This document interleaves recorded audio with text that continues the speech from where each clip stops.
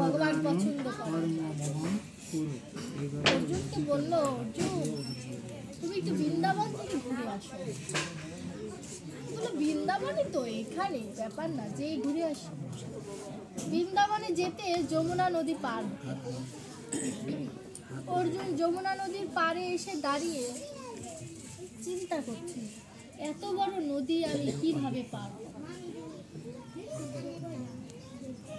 তখন মনে মনে তো একটু অহংকার ছিলই যে আমি অর্জুনের সখা। ও পাশে ললিতা সখী জানতো যে অর্জুন আসবে বৃন্দাবনে। ললিতা সখী বলছে, সখা তুমি ও পাশ দাঁড়িয়ে কি করছো? অর্জুন বলছে, দেখো না সখী, পাশে একটিও নৌকা নেই, আমি পার হব কি করে বলো তো? আমি তো বৃন্দাবন দর্শন করার জন্য। তখন ললিতা সখী বলে যে তুমি মনে মনে বলো আমি ব্রজ গোপীদের চরণে নিজেকে সমর্পণ করলাম। অর্জুনের পার হওয়ার দরকার, তো আমরা মানুষরাও তাই, গল্পটা শুনলে বুঝতে পারবেন। অর্জুনের পার হওয়ার দরকার নেই, এখন নৌকা নেই। চোখ বন্ধ করেছে, মনে মনে কথাটা বলেছে, দেখে কি বৃন্দাবনে এই পাশে চলে সেই অহংকার ভিতরে কাজ করছে। অর্জুন বলছে আমি কৃষ্ণের সখা, আমি নিজের গুণে বুঝতে পেরেছে,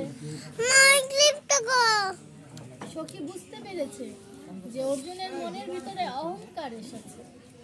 কিন্তু অর্জুন কি চালাক, সামনে বলতেছে বাহ বৃন্দাবন তো মজার ঠাই, তোমাদের কথা বললেই পার হয়ে যাওয়া যায়। ভালো মনের ভিতরে তো অহংকার, আমরা মানুষও তাই না, উপকার স্বীকার করতে কিন্তু একটু দ্বিধাবোধ করি। এর জন্য আমরা মানুষ মনুষ্যত্ব অর্জনিত হতে করতে পারি। তখন ওই ললিতা সখী বললো, অর্জুন তুমি আবার চোখটা বন্ধ করো, আবার ওই পার চলে তখন অর্জুন তখন তার মোহটা কেটে যায়।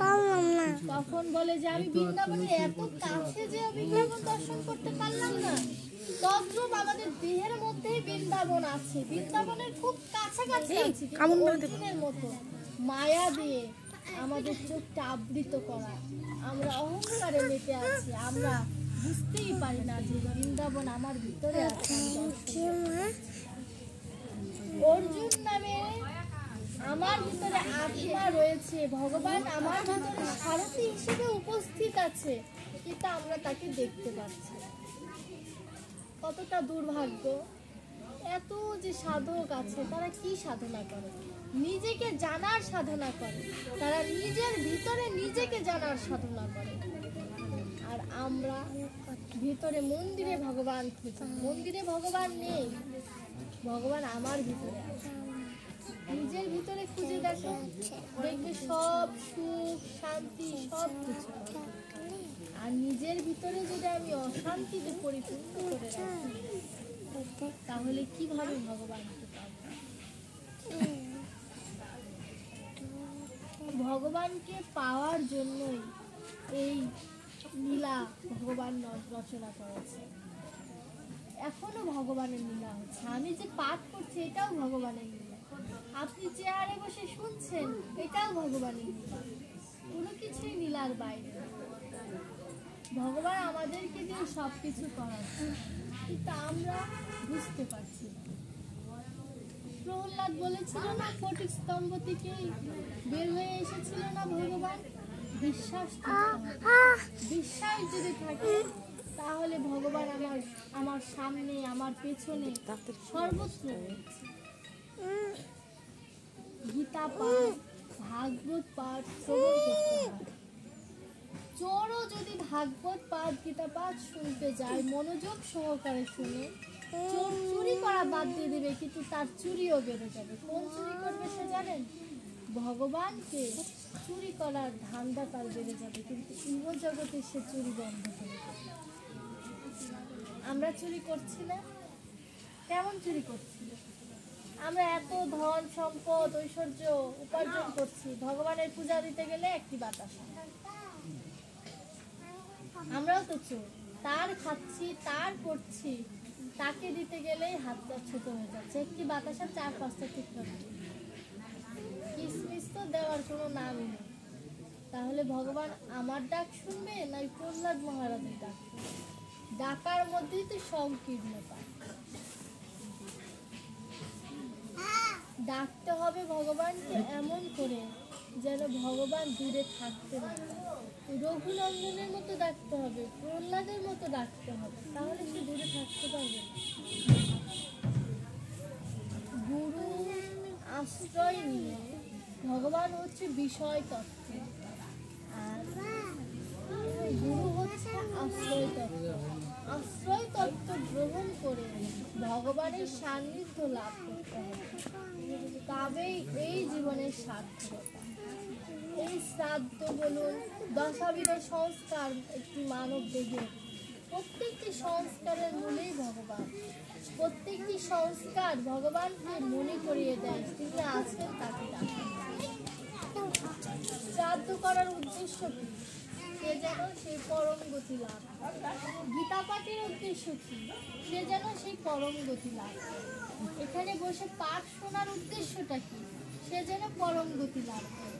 সেবা নিব, সেখানে উদ্দেশ্য কি? সে যেন পরম গতি লাভ করে। সবকিছুর মূলেই পরম গতি। সেই পরম গতিটা কি? এটাই তো জানি। সেই পরম গতির কথা যখন আত্মস্থ করতে পারবো, তখন গীতা, ভাগবত, শ্রাদ্ধ, সেবা সবকিছুই সার্থক। সবকিছুর সার্থকতার মধ্য দিয়েই আমাদের এই মানব। শ্রীমদ ততম ভক্তি কিন্নন্তে ভুরিদা জনা, শুনিলেই মঙ্গল, শ্রবণম মঙ্গল। বুঝো আর না বুঝো, শুনিলেই মঙ্গল। আজও বুঝিবে না যে হো, শুনিতে শুনিতে সে হো। অদ্ভুত চৈতন্য চরিত, বুঝিবে রসের রীতি, হইবে পরম প্রীতি, শুনিলেই হইবে বড় হিত। তুমি বোঝো আর না বোঝো, আজ না বুঝে শুনছো, তাও তুমি শোনার জন্য ব্যাকুল হয়ে যাবো। কোথায় হচ্ছে হরিনাম সংকীর্তন, শুনে আসি। এটাই হরিনামের ভক্ত স্থানে জন্মে যদি ক্ষুদ্র অপরাধ, কোটি কোটি সৎকর্মে পড়ে যায় বাদ। ভক্তের চরণে কোনো অপরাধ করা যাবে না, বৈষ্ণবের চরণে কোনোদিন অপরাধ করা যাবে না। একটি বৈষ্ণবকে দেখলে টিটকারি করা যাবে না। সে তো বৈষ্ণব হয়েছে, অসাধু হোক, তবু তো ত্যাগ তার ভিতরে এসেছে, আমার ভিতরে তো সেইটুকু আসেনি। আমরা অনেকে বৈষ্ণবকে দেখে বলি ফিরি ফিরি খাবার পাচ্ছে, কোনো কষ্ট করতে হচ্ছে না, একটু কি সুনাম করছে, হয়ে যাচ্ছে। ভুল। এই যে আমি বললাম এটা অপরাধ। সে ত্যাগ করেছে, সেই ত্যাগটা আমার ভিতরে আসেনি, সুতরাং এই কথা বলা আমার জন্য অপরাধ। আমি এই কথা বলার যোগ্যতা রাখি না। সে যদি অসাধু হয় তবু সে সাধু, কারণ সে ত্যাগ করেছে। ত্যাগ তার ভিতরে যখন এসেছে, একটি বয়স শেষ হলে সেই সম্পূর্ণ পরিপূর্ণ হবে, এটি নিয়ম। কারণ ভক্ত কখনোই ভগবানকে যদি ডাকতে ভুলে যায়, কোনো ভক্ত, ভগবান তাকে ডাকতে কখনোই ভুলবে না। আমি ভগবানকে ডাকছি না তাই বলে কি ভগবান আমাকে ডাকছি না? ভগবানের কাছে সবাই সমান। সে আমাকে ডাকছে, কিন্তু আমার শোনার মতো কান নেই। শোনার মতো যদি কান থাকতো ঠিকই আমি শুনতে পেতাম। শোনার মতো কান নেই বলে আজ শুনতে পাচ্ছি না। অসৎ হইতে মোরে সৎ পথে নাও, জ্ঞানের আলোক জেলে আমায় আধার ঘোচাও। মরণের ভয় যাক অমর করো, দেখা দিয়ে ভগবান শঙ্কা হরো। করুণার আশীষ ঢালো রুদ্র শিরে, চিরদিন থাকো জীবনকে ঘিরে। ঝরিয়া পড়ুক শান্তি চিরচরময়, চিরশান্তি পরিমলে ভরুক হৃদয়। সব সময় আমার সহায় ভয় যেন আমাকে কখনো গ্রাস করতে না পারে।